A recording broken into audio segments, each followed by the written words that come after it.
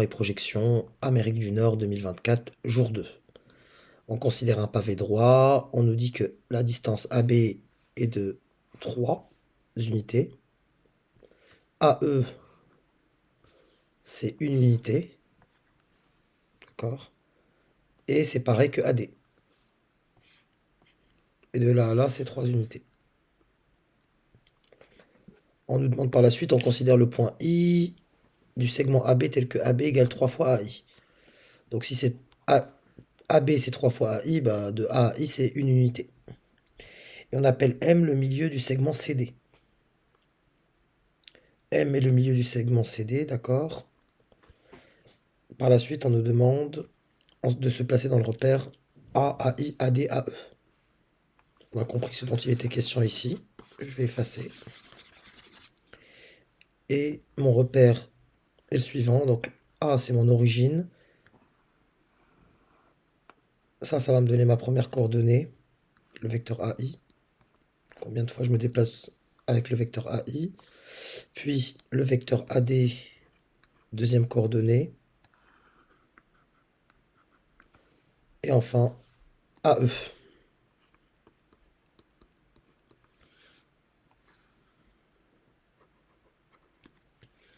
On me demande sans justifier donner les coordonnées des points F, H et M. F, déjà, je vais démarrer par rapport à A, pardon. Donc on démarre de A et je vais vers M. Voyons voir. Combien de fois AI? Est-ce que je vais utiliser AI vraiment? Je ne crois pas. Donc là, puisque c'est le milieu, et je sais que AB, de là à là, c'est 3 unités. Donc là, c'est le milieu, c'est 1,5. Donc c'est 3 demi. Voilà, de là à là, si vous voulez la longueur, elle est 3 demi. Donc pour aller jusqu'à AM, de A à M, qu'est-ce que je fais? Je fais une fois AD, ça c'est sûr. Je monte pas, je ne descends pas. Et puis je me décale de 1,5 fois. Donc ça me fait AI, combien de fois AI? Ben AI, vous voyez bien, ce n'est pas une fois AI pour y aller, mais 1,5 fois. Voilà. Une fois et demi si vous voulez. Donc ça me donne ici 3 demi. Ainsi, mon point M, il aura pour coordonnées, j'ai commencé par M le dernier, 3 demi, 1 et 0. Pour F, F il est là. Bon, je vais jusqu'à F, j'efface tout ça. Et je vais jusqu'à F. Combien de fois AI? Pas 3 fois AI. Tac, jusque là. Et après, je monte une fois AE. Mais il n'y a pas d'AD. Il n'y a pas de profondeur. Donc pour le point F, il a pour coordonnées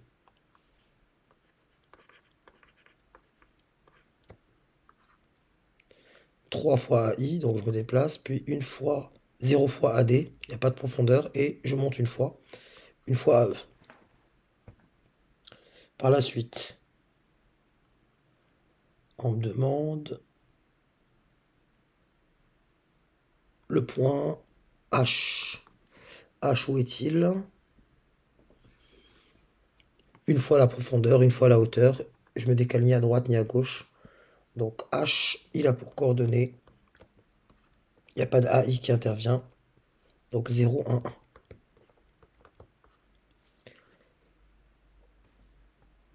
FHM. Donc, parce qu'on va parler du plan HMF, on voit bien que ces 3 points ne sont pas alignés. M, il est là. H, il est ici. Et F, il est là. On voit clairement que si je trace, par exemple, à droite, HF, M n'est pas du tout dedans.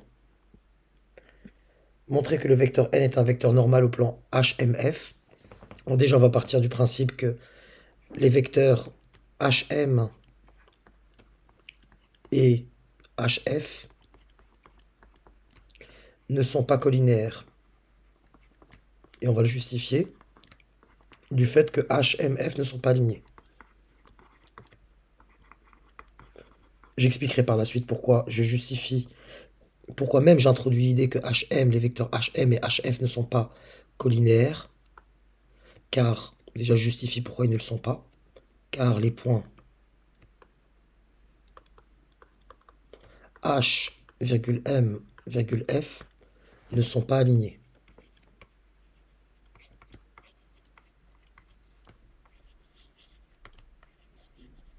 Par la suite, donc là je viens d'introduire deux vecteurs qui ne sont pas alignés, et ce vecteur n, il est normal au plan HMF si et seulement si il est orthogonal à deux vecteurs non collinaires du plan HMF. Donc s'il est orthogonal à HM et à HF, il est donc normal à ce plan, au plan HMF. Voyons voir. Calculons le produit scalaire. Donc n scalaire HM me donne, donc déjà donc n, je l'ai ici, c'est 2, 6, 3. Scalaire HM, je calcule rapidement le vecteur HM, donc 0 moins 3 demi, c'est moins 1,5.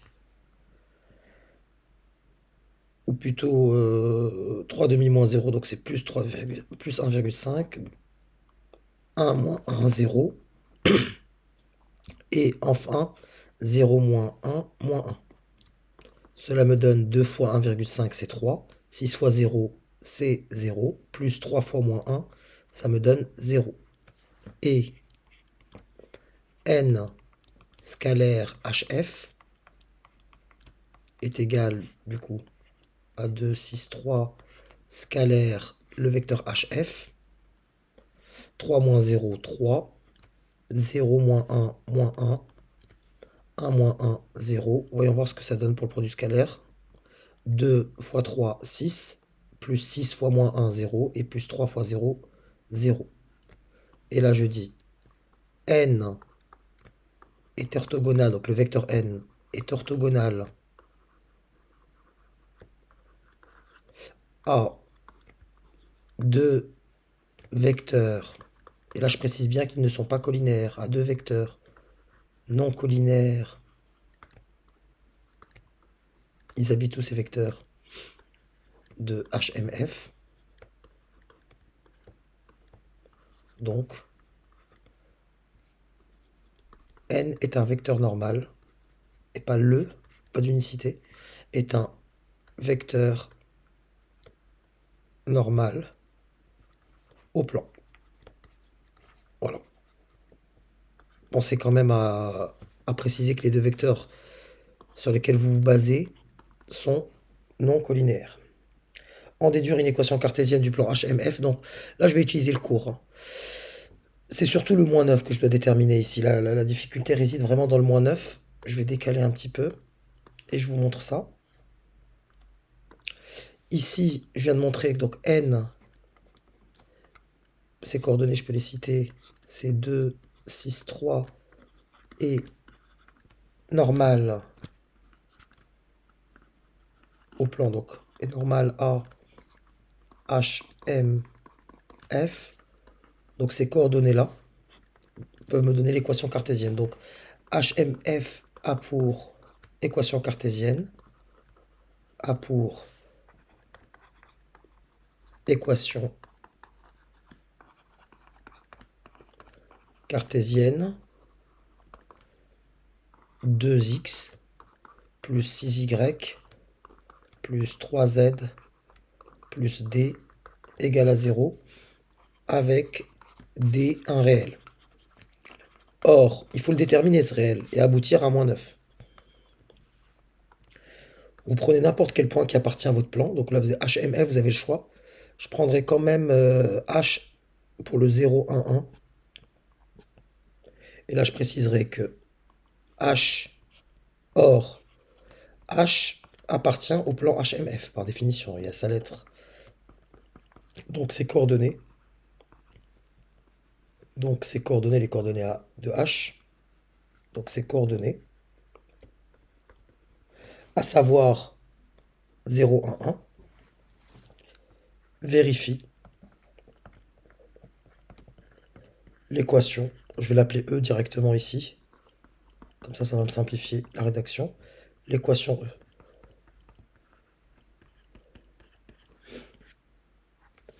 Donc, puisque ces coordonnées vérifient l'équation E et que H a pour coordonnées 0, 1, 1, donc je remplace x par 0, donc ça fait 2 fois 0, parce que H en abscisse c'est 0, plus 6 fois 1, plus 3 fois 1, plus d égale à 0, soit, donc 6 plus 3, 9, donc soit 9 plus d égale à 0, soit d égale à moins 9. Et c'est QFD, ce qu'il fallait démontrer.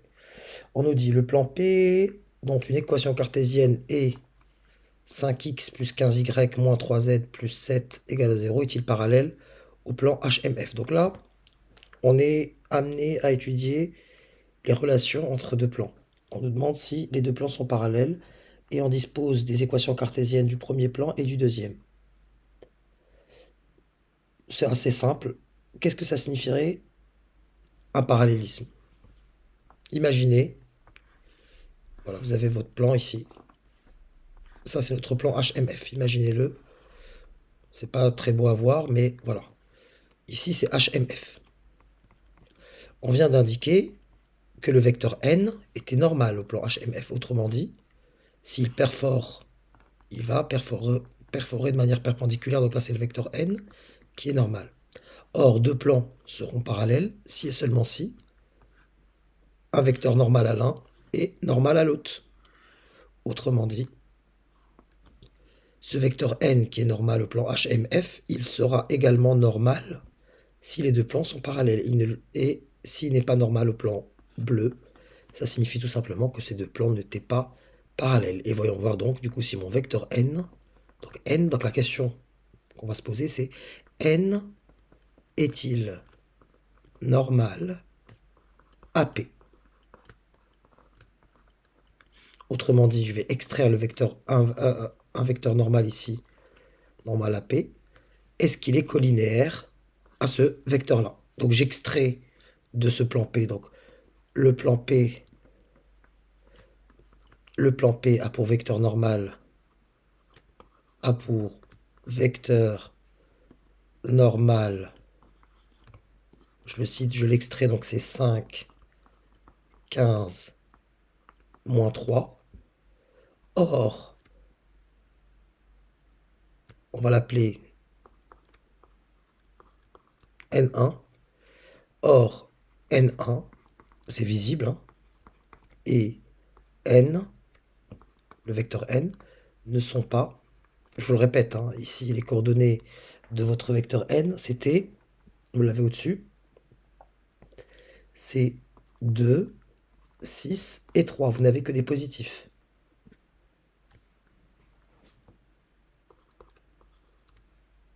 Il n'est pas possible avec un même nombre de passer d'un positif à un négatif pour le cas ici de moins 3 et pas pour les autres. Donc N1 et N ne sont pas collinéaires. Et puisque les deux vecteurs ne sont pas collinéaires, donc le vecteur N,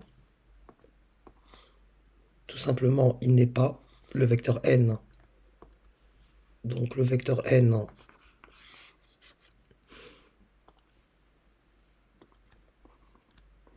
n'est pas normal. Parce que s'il était normal au plan P, il serait collinaire avec le vecteur qu'on vient d'extraire. N'est pas normal à P. Donc P et HMF ne sont pas parallèles. Et là, on commence à rentrer dans l'exercice. On est amené d'une certaine manière à réfléchir. Mais ça dépasse pas les règles de sixième en deux dimensions. Deux droites sont parallèles si et seulement si il y a une troisième droite qui est perpendiculaire à l'une, alors elle est perpendiculaire à l'autre. Passons maintenant, même si au bac, je vous recommande quand même pour ce passage-là, la non-collinéarité, d'exposer votre vecteur n ici. Donc le vecteur n, je le redonne ici, vous l'avez là, c'est 2, 6, 3. Voilà, vous le justifiez de la manière suivante, 2, 2, 6, 3, et vous avez vecteur n1 que vous avez extrait qui est 5, 15, moins 3, et vous dites que les coordonnées ne sont pas proportionnelles, par exemple. 2 sur 5 est différent de 3 sur moins 3. Voilà. Les coordonnées n'étant pas proportionnelles, les vecteurs ne sont pas collinéaires. Et donc, le vecteur n n'est pas normal à P, etc. Déterminer une représentation paramétrique de la droite DG. Déjà, les coordonnées de D, j'en ai besoin. G également. Voyons voir. D et G. Où est D, où est G? D a pour coordonnées, c'est simple, c'est que de la profondeur, donc c'est 0, 1, 0. Donc D, c'est 0, 1, 0.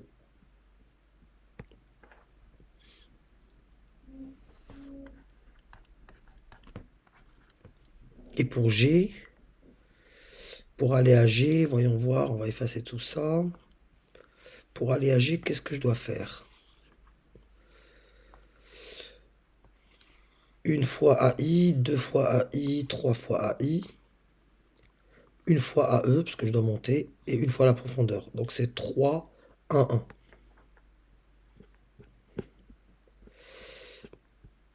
3, 1, 1.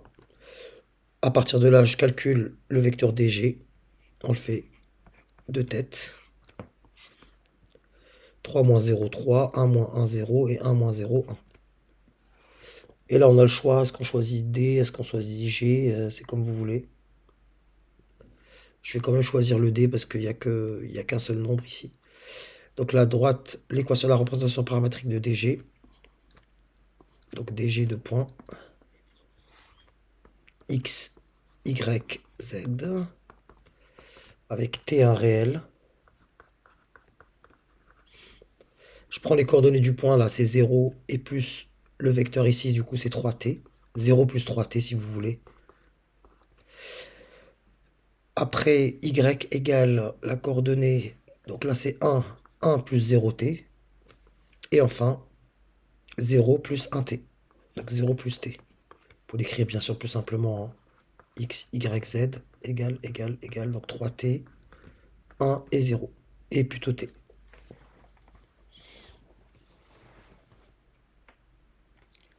On appelle L le point d'intersection de la droite DG avec le plan HMF. Déterminer les coordonnées du point N. Donc N, on apprend que N, il appartient à la fois à DG et N appartient au plan HMF. Or, si mon point N appartient à DG, c'est coordonné en cette forme-là, grâce à la représentation paramétrique avec un certain paramètre T.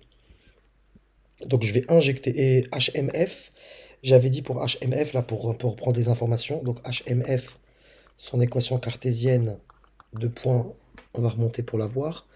HMF, c'était, elle est là, hein, au cas où on s'était trompé, mais elle est là, donnée dans l'énoncé, donc 2x plus 6y plus 3z moins 9.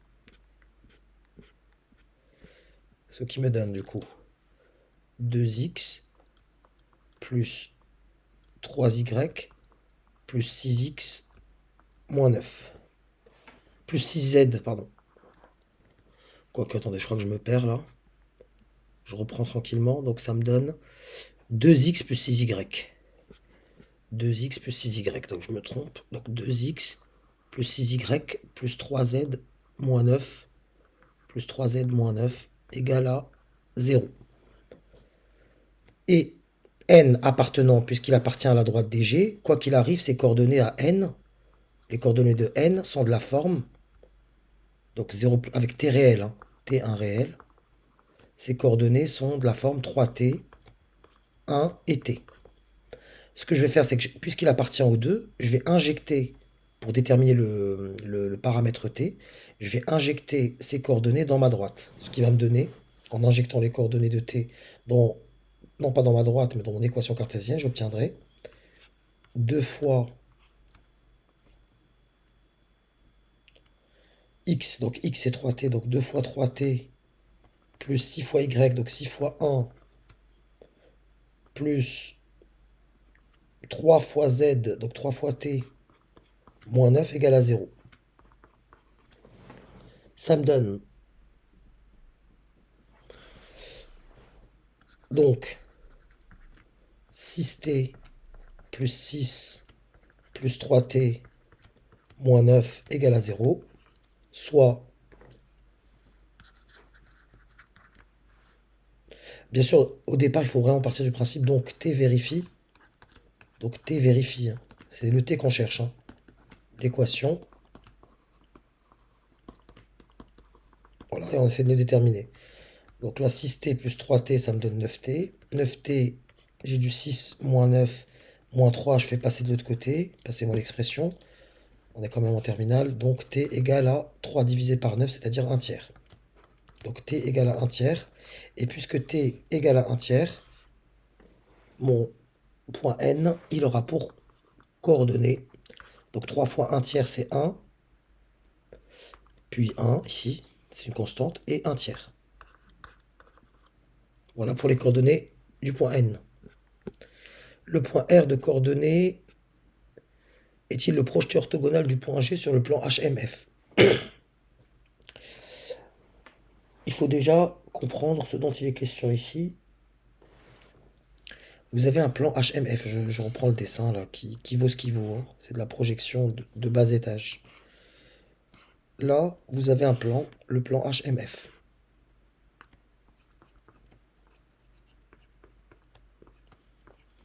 On nous parle de projeté orthogonal du point G sur le plan H, et ça serait le point R. Il y aurait un point R ici. On nous donne ses coordonnées. G, on connaît ses coordonnées, il est extérieur au plan, notre point G. Et on nous demande, est-ce que R est le projeté orthogonal de G sur le plan? Autrement dit, est-ce que le vecteur GR est normal au plan? Autrement dit, est-ce que le vecteur GR est collinéaire à mon vecteur normal n, qui revient tout le temps? Parce que si R était le projeté orthogonal de G, alors le vecteur GR serait orthogonal au plan. Autrement dit, il serait normal au plan. Et s'il est normal au plan, il serait collinéaire à notre vecteur n qui, nous le savons déjà, est normal à notre plan HMF. Bon, commençons à mettre ça à l'écrit. Donc je sais, donc je vais calculer d'abord le vecteur GR. Donc le vecteur GR, il a pour coordonnées, donc G, je l'avais calculé, c'est 3, 1, 1. G, c'est 3, 1, 1. Je le mets de côté, on ne sait jamais. 3, 1, 1 et GR. Donc 3 moins 3, c'est 0. 1 quart moins 1 quart moins 1 moins 3 quarts. Et enfin, 1 demi moins 1, ça donne moins 1 demi. Et n, il a pour coordonnées 2, 6, 3. GR et n ne sont pas collinaires, c'est visible à l'œil nu.